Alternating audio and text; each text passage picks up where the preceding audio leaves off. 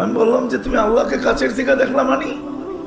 আমি ফ্লাই করে যেতেছিলাম হেথ্রো এয়ারপোর্টে লন্ডনে। যখন আমি ইংল্যান্ডের সীমানায় ঢুকে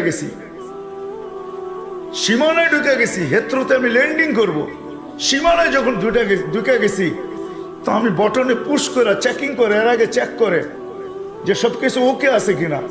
তো আমি বটন চেক করতে যেয়ে দেখি আমার চাক্কা নামবে না, কিন্তু আমার কাছে ফুয়েলও নেই যে আমি ফেরত যাব, কারণ আমি 9 ঘন্টা ফ্লাই করে আসছি, 18 ঘন্টার ফুয়েল আমার কাছে নাই। আমাকে হয়তো ক্রাশ করাইতে হবে, নাইলে নামতে হবে যে কোনো ভাবে।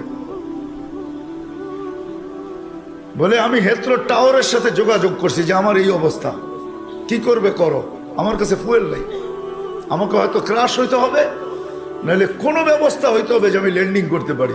ল্যান্ড